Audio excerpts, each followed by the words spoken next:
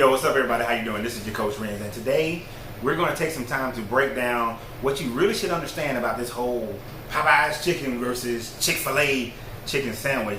And as you know, my Facebook page is very diverse. My Instagram, very diverse. My YouTube, very diverse. So I've seen people who are, this is just a big chicken sandwich thing. This is just something fun, just a challenge.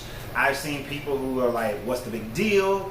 And then I've seen people who are like, they're small businesses that are in your community and you're not supporting them, but you're making Chick-fil-A and Popeyes an extra $1 billion.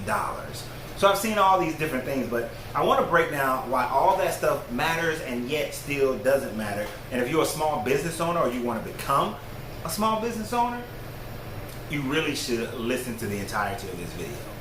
So if you do listen to the whole thing, let me know in the comment section. Let me know in the comment section. So how you doing?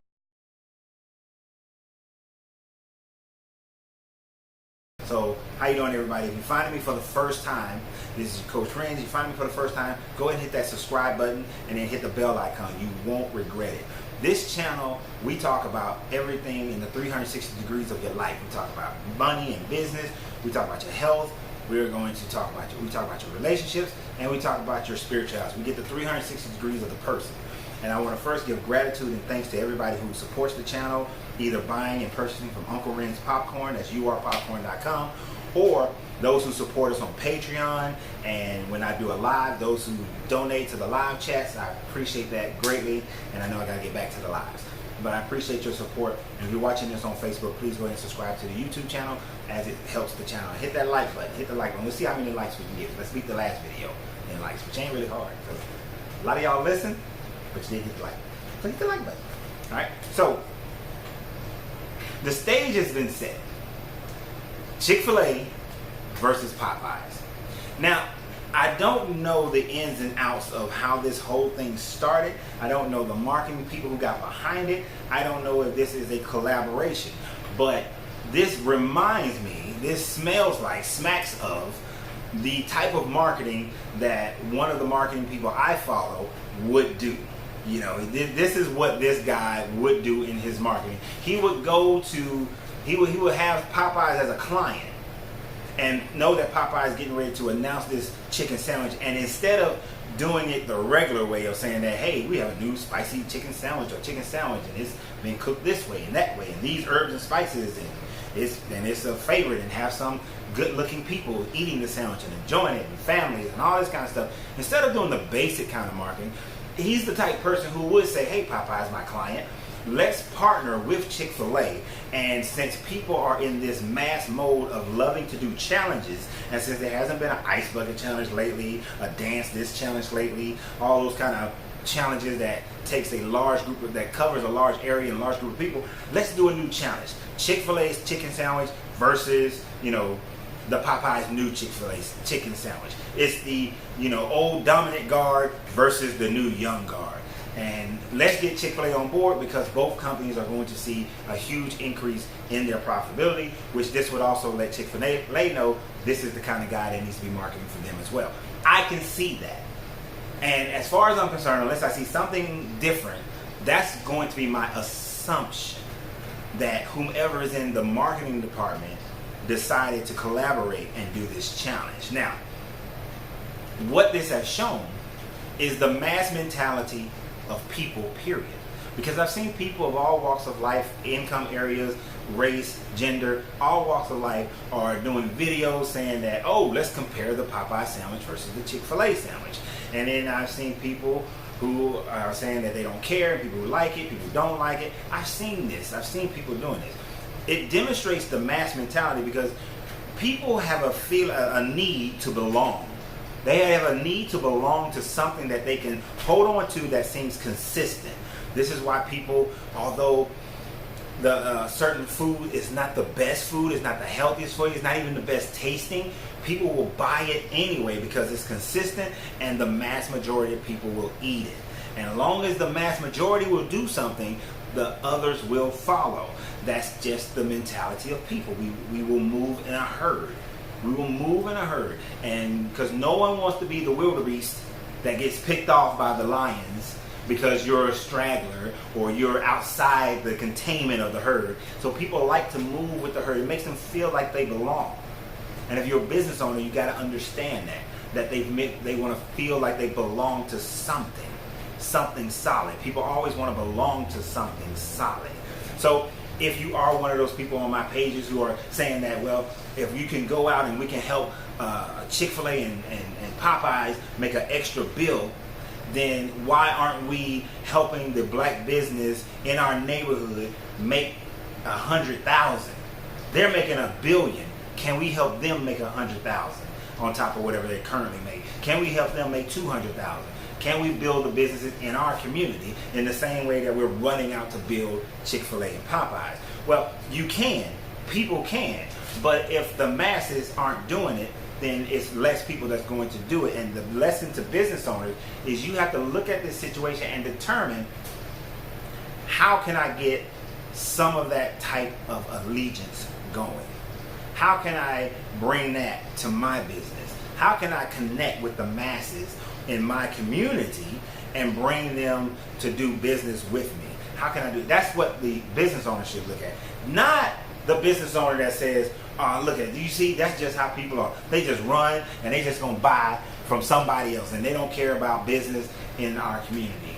Well, there are different ways you can even look at that, and I want to dispel an idea that stops people from doing that in just a few minutes as well. And we have to get past that. But at the purity of it, and I'm not going to make this video long. The first version of this was 30 minutes. We're going to make this one shorter. The idea is you have to build a business that is consistent. People have a first basic need of consistency. Before they can belong to something, they have to know the consistency of it. What's the consistency of your product? What's the consistency of your service? What's the consistency of the cleanliness? What's the consistency of whatever it is you're doing? If it's inconsistent, if there's always a reason, rationale, if you're always running out of something, if you always don't have something, then you're not creating a good reputation about yourself, so people aren't going to stick with you. I've run into that myself as a small business owner, where people come and, oh, I was out of salt and vinegar because my supplier didn't have it. I was out of that for like 6 weeks, and people were having a fit. But it was beyond my control at that moment. But what I learned from that is that for flavors that are my top flavors, I need to keep a large quantity of the supplies at all times in the event something happened. So I had to rebuild my consistency with it. That happened like 5 years ago, but I had to rebuild that consistency. And that's what you need to look at. How do I build my consistency so that people will know that every time they come, they're going to get what they got the last time? Because that's what the masses love, that consistency. Now, the other part is that they need frequency. They need availability. If your location is one location in one area of town and it's not accessible, you need to change it and make sure it's accessible. Are you on the go home side of the road, or are you on the go to work side of the road? Are your customers the one who come see you in the evenings and afternoons, or do they see you in the morning? You need to be on one side of the road or the other. I've seen where there are certain restaurants they have one location, but they're always packed, but they're on the right side of the road for what they do. There's a breakfast restaurant that I know of. It's on the go to work side of the road, and that's where they stop on their way to work. If you're a coffee house, go to work side of the road. Very few times you're going to see a coffee house on the go home side of the road. The only time I've seen that is when both sides are go to work and go home, and you'll see them on either side of the road. You can pick and choose at that point based on traffic count at that point. But you have to be available. The other part about availability is that you have to be everywhere, as many places as possible. Don't just have your one shop. If your goals are grander than your one shop, then instead of living off every dime you make over break even, then put that money into opening up the second shop and the third shop. And you don't have to go far.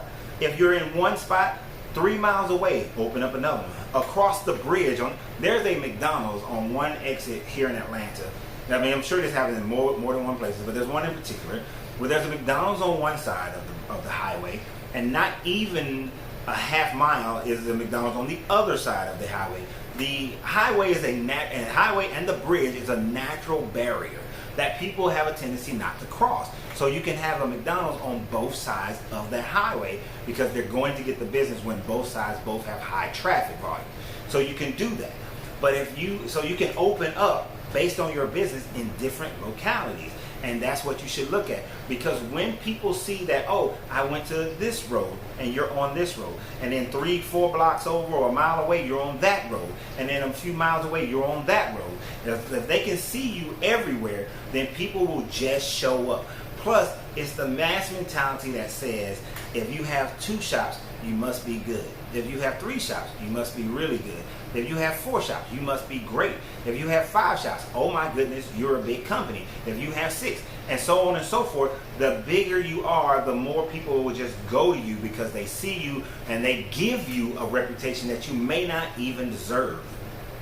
So if you are that business owner, if you are that community activist that is saying that we have to build the community, then you have to inspire businesses, and the business have to be inspired to open up as many shops as possible in order to saturate that area and take command of that area. And speaking of taking command of an area, let's delve into just a little bit how people have this perception, because I thought about this the other day and it was going to be a separate video, how I drive around a lot.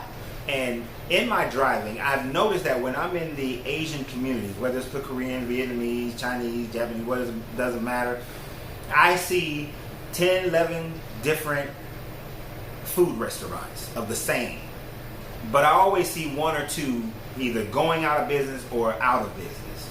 Now, of course, there is the myth that we have in the African American community that the Chinese restaurant business don't go out of business. They don't even advertise. They don't go out, other than little door hangers, and they really don't do that too much in the black community.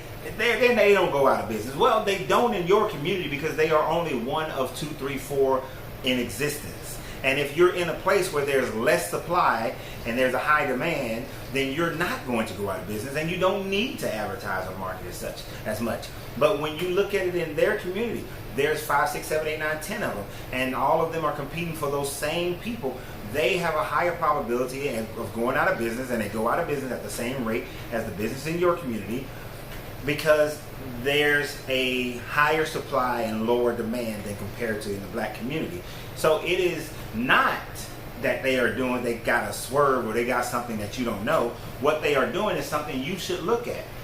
Do I need to, instead of opening up my soul food restaurant in the black community where there's already 5 soul food restaurants within a mile of each other, let me go to another part of town where there's maybe 1 Southern comfort food restaurant and maybe 1 soul food restaurant and open there. Because now I'm bringing something new to an environment that it didn't have it. Now I'm creating a demand for a product that they didn't know they even wanted until you brought it, but your competition is so much lower. Now, of course, there are other things you have to consider.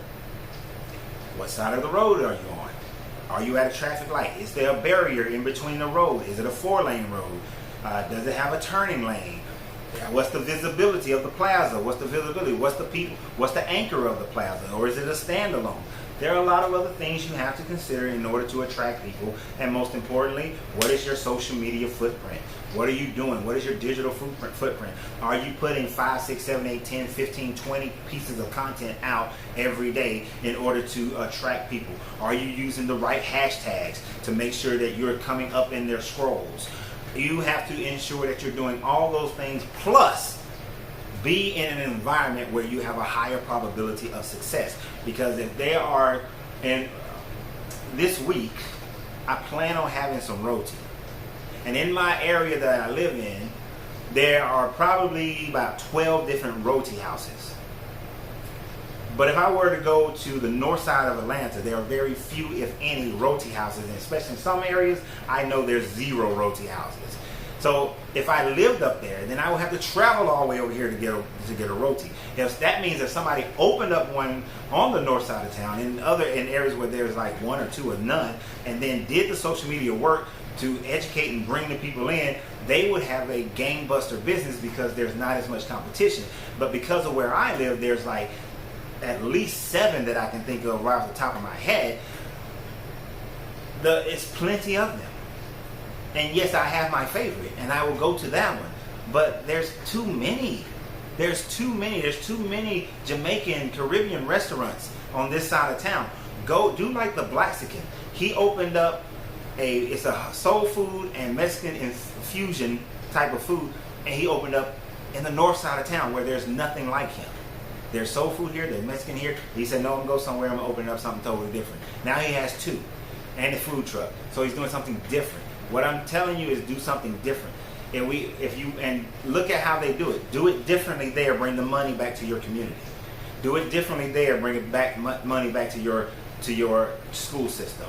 Do it differently there and bring that money back to the park system or whatever system it is that you want run to do. Bring that money back. Instead of complaining about what's in this community, go and do it somewhere else.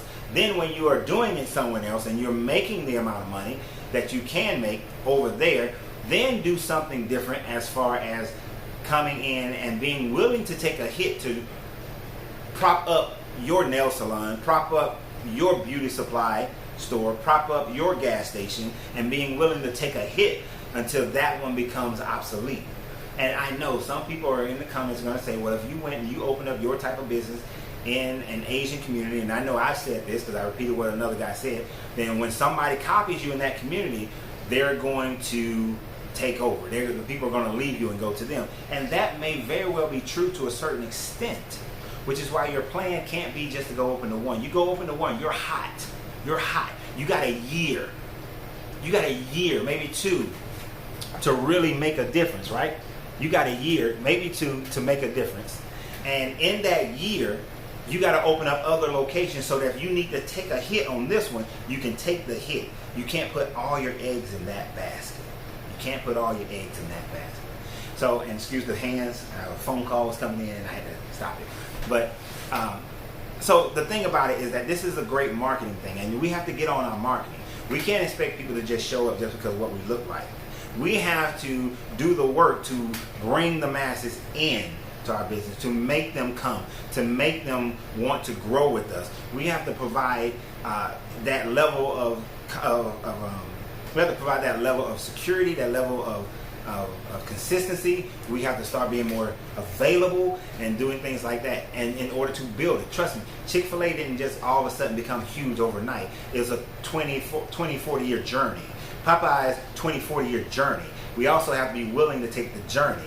And trying to compete with people who are already established is kind of hard until you get to that point. You have to elevate yourself and take each step to get there. Once you get there, then you can be the company that says that this is Shirley's chicken sandwich and we're competing against Popeyes and Chick-fil-A and we're winning because we also have 1,000 locations across the Southeast and the Northeast or wherever you open.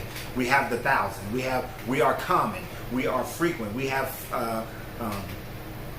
franchisees. We have all the things that they have, and we've built ourselves over these last 30 years to be at the same level so that we can compete. You know, you can't think that you're going to compete against the Olympic runners and you haven't trained. You got to train. You don't just get out there fat like me and decide, which that's going away real soon, fat like me, get out there and say, I'm going to run against the Olympic sprinters. No, you have to train. You got to start today getting yourself ready for the Olympics that's happening in 8 years. Because it's going to take me more than 4. It's going to take me 8 and so I can compete. It's not going to happen today.